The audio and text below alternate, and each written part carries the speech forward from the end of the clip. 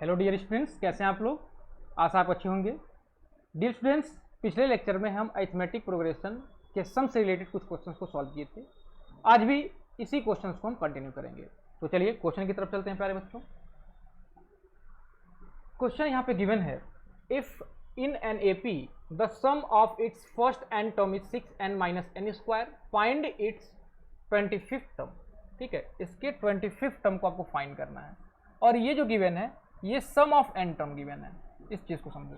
Some of N term का मतलब क्या है कि एस एन की वैल्यू जो गिवन है वो क्या है, 6n minus n square, 6n minus n square. तो अगर हम एक टर्म का सम फाइंड करते हैं तो यहाँ पे S1 पुट करना पड़ेगा।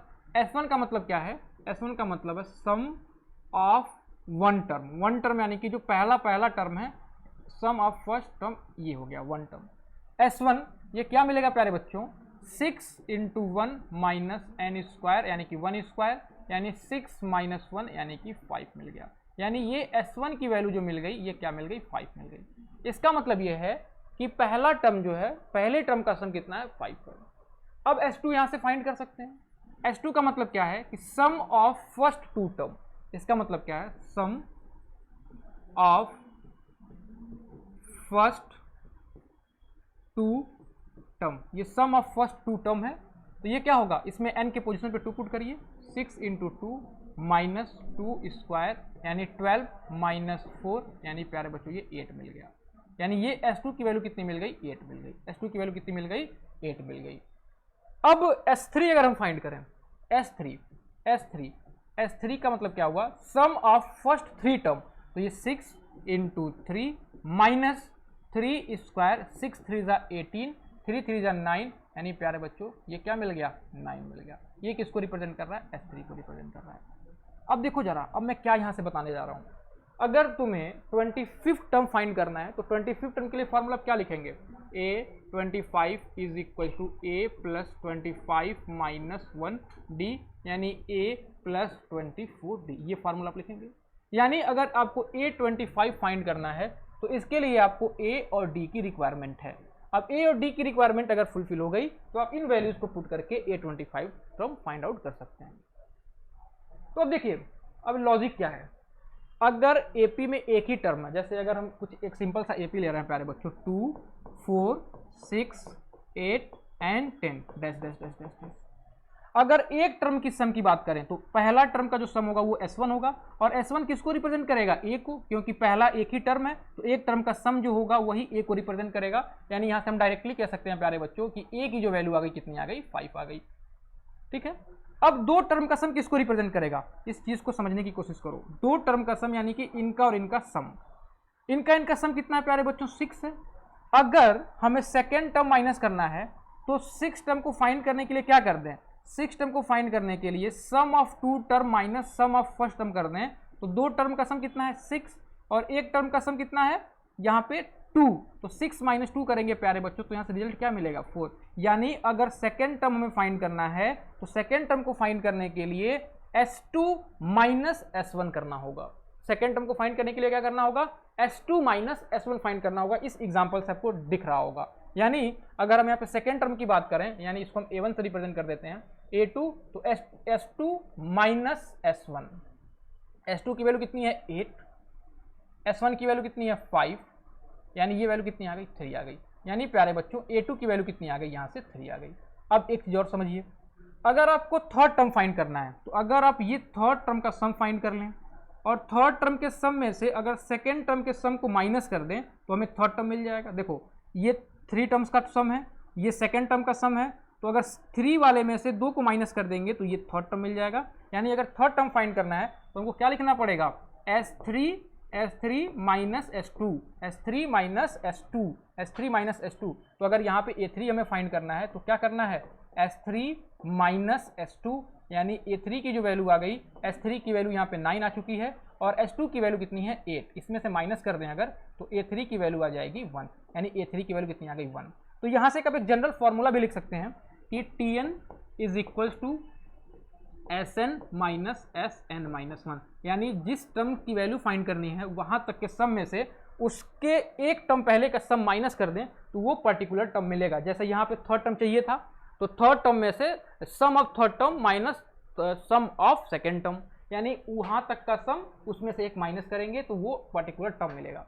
अब आपको a1 a2 a3 की वैल्यू कितनी मिल गई, 5 3 और 1, यानी ये जो आ गया ये कितना आ गया 5 3 और ये 1, और ये एक AP दिख रहा है।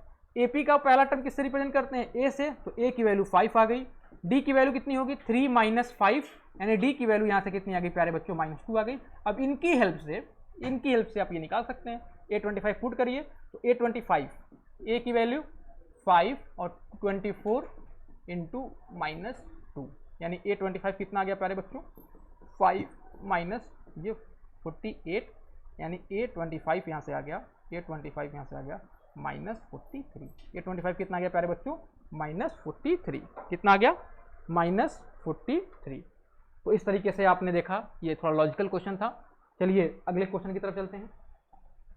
अगला क्वेश्चन क्या है, Sn denote the sum of first n term of an AP, prove that S30 is equal to 3 times S20 minus S10। ठीक है, तो इस क्वेश्चन को सॉल्व करने के लिए LHS को हम अलग सॉल्व कर लेते हैं, RHS को अलग सॉल्व कर लेते हैं, और अगर LHS RHS के बराबर आ गया तो यही हमें प्रूफ करना है, क्योंकि आपको सीधे दिख रहा है। तो S30 के लिए फार्मूला लिखिए। S30 के लिए फार्मूला क्या होगा, n/2 in bracket 2a plus n minus 1d। अब यहाँ पे n की वैल्यू 30 है, तो यानी S30 is equal to 30/2 2a plus 30 minus 1d हो गया। यानी S30 की जो वैल्यू आ रही है प्यारे बच्चों, ये यहाँ 15 बार में कैंसिल हो गया, और यहाँ क्या हो गया 2a प्लस 29, और ये 29d ये हो गया। इसको इक्वेशन नंबर 1 कर लीजिए। अब अगर हम लोग RHS को सॉल्व करते हैं राइट हैंड साइड, तो राइट हैंड साइड में क्या लिखा है 3 इंटू S20, यहाँ पे हम सॉल्व करते हैं, इसको थोड़ा बड़ा हो सकता है हो जाए, तो ये 3 into S20 minus S10, 3 into S20 minus S10। अब यहाँ पे वैल्यू पुट करें जरा, तो 3 S20 का मतलब 20/2 in bracket 2a plus 20 minus 1d minus ये वाला आप करेंगे। इसके लिए S10, तो S10 के लिए क्या होगा 10/2 प्लस 2a प्लस 10 माइनस 1 और ये d, इसको हम लोग सॉल्व कर लेते हैं। तो ये 3 ये 10 बार में कैंसिल हो जाएगा, तो ये 10 हो गया प्यारे बच्चों। ये क्या होगा 2a प्लस 19d माइनस ये ब्रैकेट में सॉल्व करेंगे तो ये 5, और इधर क्या मिल रहा है, इधर क्या मिल रहा है 5, ये ब्रैकेट हटा दीजिए क्योंकि ये तो, या फिर रहने भी देते हैं, क्या दिक्कत है। तो ये कितना हो गया 5 हो गया, और इधर ये 2a plus 9d bracket close. अब इसको सॉल्व कर लेते हैं। 3 ये 10 का मल्टीप्लाई से होगा तो 20a और 10 9 जा 19, सॉरी बच्चों 19, तो 190d माइनस ये 10a माइनस हो जाएगा, प्लस माइनस ये भी माइनस, और 9 5 जा 45 और ये d, 9 5 जा 45 और ये d। अब इसको सॉल्व कर लेते हैं। तो 3 ये देखिए 20a माइनस 10 है, तो ये क्या आ गया प्यारे बच्चों, ये 10 आ गया, और 190 में से 45 माइनस करना है, तो ये प्लस 145d आ गया। अब इसको मल्टीप्लाई करें तो ये 30a, और इसको मल्टीप्लाई करें तो 3 5 जा 15 कैरी 1, 3 4 जा 12 1 13 कैरी 1, 3 1 जा 3 1 4d ये आ गया। अब इसको भी जरा सॉल्व कर लेते हैं एक स्टेप, देखते हैं क्या आ रहा है। 14 3 2 जा 30a, और 14 का मल्टीप्लाई 29 से करना है, 15 का मल्टीप्लाई, तो 15 9 जा 135 कैरी 13, और 15 2 जा 30 यानी कि 435d। ये किसकी वैल्यू आ गई S30। तो आप यहाँ सीधे देख पा रहे होंगे कि LHS की वैल्यू भी वही आ रही है जो RHS की वैल्यू आ रही है। तो आप डायरेक्ट लिख सकते हैं LHS is equal to RHS, hence proved. तो इसमें कोई बहुत लॉजिकल क्वेश्चन नहीं था। ये आपको जो क्वेश्चन था सिंपली आपने LHS को अलग सॉल्व किया, RHS को अलग सॉल्व किया, और दोनों को सॉल्व करके इक्वल दिखा दिया, और ये आपका रिजल्ट आ गया। ठीक है, तो चलिए नेक्स्ट क्वेश्चन की तरफ चलते हैं प्यारे बच्चों। नेक्स्ट क्वेश्चन क्या है, find the sum of first 100 positive integer. Positive integer की बात की जा रही है। इंटीजर्स क्या होते हैं, नेगेटिव वाले नंबर भी इंटीजर होते हैं, पॉजिटिव वाले नंबर भी इंटीजर होते हैं, जीरो भी इंटीजर होता है, लेकिन यहाँ पे जो हमें सम फाइंड करना है प्यारे बच्चों, वो पॉजिटिव इंटीजर का सम फाइंड करना है। अब देखिए, अब यहाँ पे अरिथमेटिक प्रोग्रेशन का आपका रियल यूज मिलेगा। अगर आपको ऐसे सिंपल क्वेश्चन दे दिया जाए कि सम करिए और आपको अरिथमेटिक प्रोग्रेशन की कोई जानकारी नहीं है, तो आप क्या करेंगे, 1 + 2 + 3 + 4 + 5 करते करते करते करते 1000 तक ऐड करेंगे और ये शाम हो जाएगा और आप इसको क्वेश्चन को सॉल्व नहीं कर सकते हैं। अब देखिए, फर्स्ट 100 पॉजिटिव टर्म की बात की जा रही है, इंटीजर की बात की जा रही है, तो पहला क्या होगा, 1 होगा, दूसरा 2 होगा, ये 3 होगा, ये 4 होगा, और लास्ट वाला क्या होगा प्यारे बच्चों, ये 1000 हो जाएगा। अब यहां से एपी का फॉर्मूला लगाइए, जैसे कैसे ऐड करते थे, ए की वैल्यू यहाँ पे क्या है प्यारे बच्चों, 1 है, डी की वैल्यू कितनी है, 2 - 1 यानी कि 1 हो जाएगी, और एन की वैल्यू कितनी हो गई, 1000, तो आपको एस 1000 फाइंड करना है, तो एस 1000 ये कितना हो गया, 1000 डिवाइडेड बाई 2, और 2a, ए की वैल्यू 1 है, तो 2 × 1 यानी कि 2, n - 1 यानी 1000 -1, और d की वैल्यू भी कितनी होगी, 1 ही होगी, d की वैल्यू भी 1 ही होगी। तो इसको सॉल्व कर लें, तो ये हो गया प्यारे बच्चों 500, ये हो गया 500, और यहाँ पे 2 + 9 9 9 ऐड कर लिया, तो 500 × 1001, अब इसको मल्टीप्लाई करेंगे तो 5005 और 00 ये यानी कि s 1000 की जो वैल्यू आ गई, पहले 1000 इंटीजर की जो सम आ गई वो इसके बराबर आ गई। ठीक है, अगला क्वेश्चन भी इसी तरीके से है। तो इसमें आपको ये चीज नोटिस करना है कि जो भी कुछ गिवन है उसके करस्पॉन्डिंग आपको एक अरिथमेटिक प्रोग्रेशन बनाना है, और एपी बनाने के बाद ए और डी की वैल्यू फाइंड करने के साथ साथ आप जो भी कुछ क्वेश्चन में गिवन है उसको फाइंड आउट करेंगे।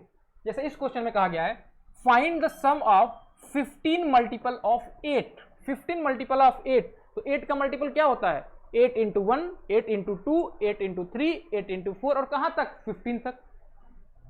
तो अगर यहां पे हम लगावें तो एरिथमेटिक प्रोग्रेशन जो मिलेगा वो क्या मिलेगा, पहला टर्म 8 मिलेगा, दूसरा 16 मिलेगा, तीसरा कितना मिलेगा, 24 मिलेगा, और कहां तक के सम को फाइंड करना है, 15 टर्म तक फाइंड करना है। यानी n की वैल्यू आप कितना लेंगे, 15, n की वैल्यू 15 हो जाएगी प्यारे बच्चों, a की वैल्यू यहाँ पे 8 हो जाएगी, और d की वैल्यू 16 - 8 यानी कि d की वैल्यू भी जो हो जाएगी 8, और आपको क्या फाइंड करना है, S15, आप फॉर्मूले का यूज करते हुए S15 को फाइंड आउट कर लेंगे। ठीक है, तो यहां से आपको यह सीखना है कि जो भी कुछ गिवन है इसकी हेल्प से आप एक अरिथमेटिक प्रोग्रेशन बनाने की कोशिश करिए, और अगर एक अरिथमेटिक प्रोग्रेशन बन गया फिर आप सिंपल a, d, n की वैल्यू गिवन है, वैल्यू फाइंड करके आप सम को फाइंड आउट कर सकते हैं। तो ये क्वेश्चन भी आपके लिए होमवर्क है। चलिए अगले क्वेश्चन की तरफ चलते हैं। अगला क्वेश्चन क्या गिवन है, उसी से रिलेटेड है, लेकिन इसमें थोड़ा सा एपी बनाना टफ काम है। कहा गया, find the sum of all 2 digit natural number which are divisible by 4, which are divisible by 4। अब देखो 4 से डिवाइड होने वाले 2 डिजिट के कौन कौन से नेचुरल नंबर हैं, तो देखो पहला जो होगा ये 10 से लेके 99 तक के ये क्या होते हैं, 2 डिजिट के नंबर होते हैं। तो पहला नंबर कौन सा होगा, 12 होगा, ये 4 से डिविजिबल, फिर ये 16 होगा। प्यारे बच्चों लास्ट नंबर कौन सा होगा, लास्ट नंबर, तो लास्ट नंबर कैसे पता चलेगा, 99 को डिवाइड करिए 4 से, जो रिमाइंडर होगा उसको माइनस कर लीजिएगा, जो आएगा वो आ जाएगा। तो लास्ट नंबर जो प्यारे बच्चों होगा वो कितना होगा, 96 हो जाएगा, 96 हो जाएगा, लास्ट नंबर 4 से डिविजिबल वाला 96 हो जाएगा। अब अगर आप तुम SN का फॉर्मूला यूज कर रहे हो तो SN के लिए क्या फॉर्मूला है, n/2, लास्ट टर्म गिवन है तो यहाँ पे a + l लगा सकते हो। a की वैल्यू भी गिवन है, l की वैल्यू भी गिवन है, लेकिन अभी n की वैल्यू गिवन नहीं है। तो n की वैल्यू कैसे फाइंड आउट करें, पुराना कॉन्सेप्ट, इसको हमें tn मानना होगा, और tn मानते हुए हमें n की वैल्यू फाइंड कर लेनी होगी, और जितने ये जिस पोजीशन पे है टोटल इतने ही टर्म्स होंगे, यानी n यहाँ से जो मिलेगा वही n यहाँ पे पुट करना होगा। तो an या फिर tn एक ही चीज होता है, a + n - 1d हमने यूज कर लिया। an की वैल्यू हम 96 लेंगे प्यारे बच्चों, a की वैल्यू 12 प्लस n फाइंड करना है 1, और d की वैल्यू 16 - 4 12 यानी कि ये 4 हो जाएगा, यानी 96 ये 12, ये प्यारे बच्चों 4n - 4 यानी 96 = 12, 12 - 4 यानी कि प्यारे बच्चों ये 8 हो जाएगा। यहाँ पे आप 8 लिख सकते हैं, 8 और ये प्लस का 4n, ये 8 इधर आएगा तो माइनस हो जाएगा, तो ये 88 = 4n, यानी n की वैल्यू जो हो जाएगी 88 डिवाइडेड बाई 4 यानी 22, यानी n की वैल्यू जो आ गई कितनी आ गई, 22 आ गई। अब अगर n की वैल्यू 22 आ गई तो आपको ये पता चल गया कि यहाँ से लेके यहाँ तक टोटल कितने टर्म्स हैं। तो यहाँ से लेके यहाँ तक टोटल कितने टर्म्स हैं प्यारे बच्चों, 22 टर्म्स हैं। यानी अब आप S22 का फॉर्मूला यूज करके 22/2 और a + l, a की वैल्यू कितनी है, a की वैल्यू 12 है, और l की वैल्यू आपने फाइंड कर रखा है 96, इस फार्मूले का यूज करके आप सम फाइंड आउट कर सकते हैं। ठीक है, तो ये क्वेश्चन भी आपके लिए होमवर्क है। ये वैल्यू बस ऐड करके 11 करके मल्टीप्लाई करेंगे, आपको S22 मिल जाएगा। चलिए इसी में अगले क्वेश्चन को देखते हैं। आपको बस अरिथमेटिक प्रोग्रेशन बनाने आना चाहिए। अगर आप बना ले रहे हैं तो इस टाइप के क्वेश्चन आप इजीली सॉल्व आउट कर सकते हैं। सेकंड देखिए, सेकंड क्वेश्चन में कहा गया find the sum of all natural number between 100 and 200 which are divisible by 4। Same question, इस बार 100 से लेके 200 की बात की जा रही है। और एक चीज और नोटिस करना है कि यहाँ पे बिटवीन कहा गया है, बिटवीन कहा गया है यानी इस टर्म को आपको कंसिडर नहीं करना पड़ेगा और इस टर्म को भी कंसिडर नहीं करना होगा।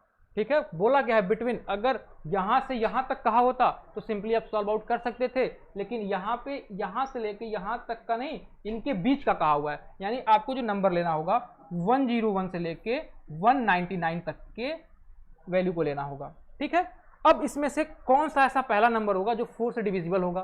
तो पहला नंबर क्या होगा? 104 होगा। दूसरा क्या होगा? 108 होगा। और लास्ट वाला क्या होगा? वही 199 को आप 199 को प्यारे बच्चों 4 से डिवाइड करिए।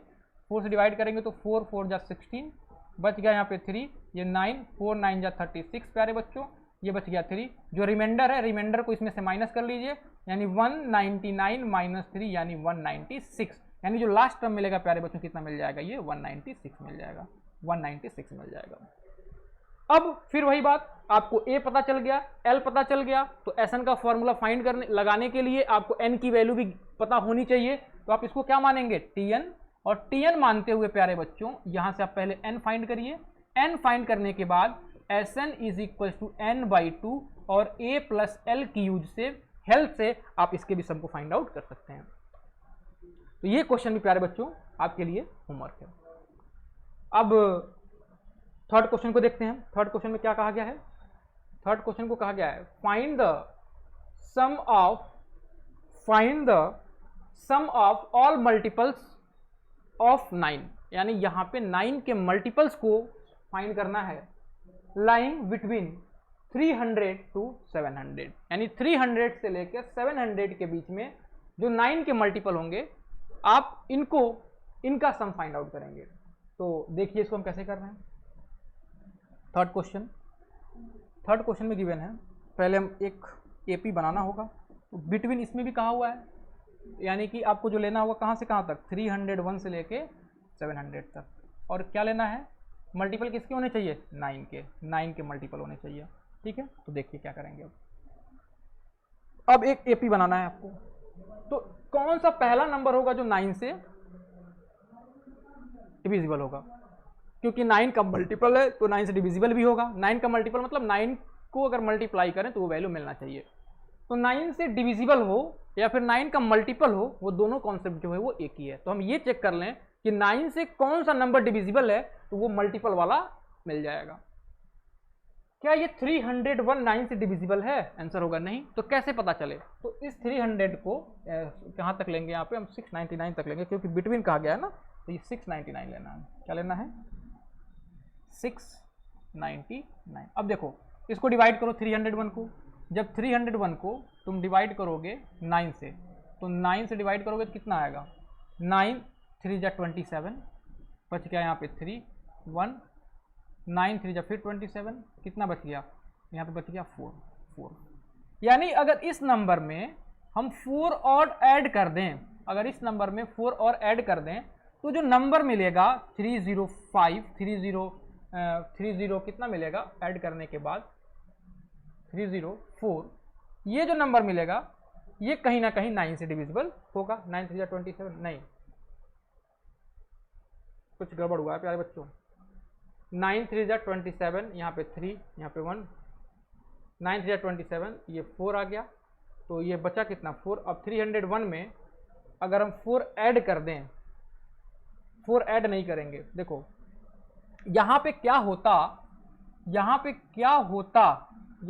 होता कि डिवाइड करने के बाद यहाँ पे रिमाइंडर 0 आ जाता।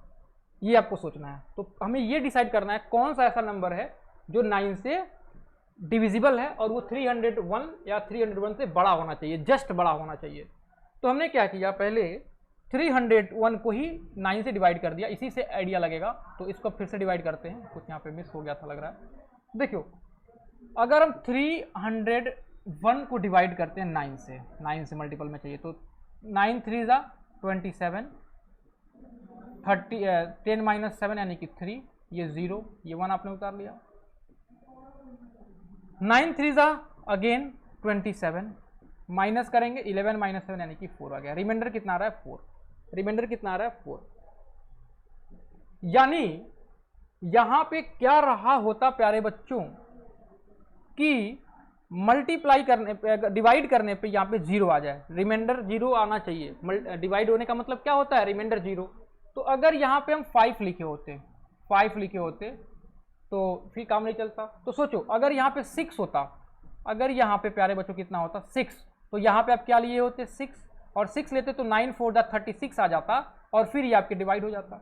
यानी पहला नंबर जो होना चाहिए वो क्या होना चाहिए, 306 होना चाहिए। तो पहला नंबर जो आपको मिल गया प्यारे बच्चों, यहां से क्या मिल गया 306। इस तरीके से आप आइडिया लगा लीजिए। दूसरा नंबर जो होगा इसमें आप 9 ऐड कर लीजिए, तो 9 6 15, तो ये 315 हो गया। लास्ट नंबर के लिए क्या करते थे, लास्ट नंबर के लिए तो इजी है, आप इसको डिवाइड करिए, जो रिमाइंडर आ रहा है उसको माइनस कर दीजिए। तो डिवाइड करिए, क्या लिखा हुआ है 6 9 9, इसको आपने 9 से डिवाइड किया, 9 7 जा 63 प्यारे बच्चों, 9 6 जा 63, यहाँ पे 6 बच जाएगा, यहाँ पे 9 9 8 जा 72, 9 6 जा 9 6 जा फिर 63, 9 7 जा 63, तो यहाँ पे भी क्या बच रहा है, ये 7 बच रहा है। तो 9 माइनस 3 यानी कि 6 बच रहा है। अब अगर ये 6 बच रहा है तो इसको हम क्या कर लेते थे, माइनस कर लेते थे। यानी जस्ट पहले वाला फाइंड करने के लिए रिमाइंडर को माइनस कर लेंगे तो अपने आप मिल जाएगा। तो 9 में से 6 जाएगा तो 3, यानी 6 9 और 3, यानी जो लास्ट मिल गया वो क्या मिल गया 6 9 3। अब आप आसानी से सॉल्व कर सकते हैं।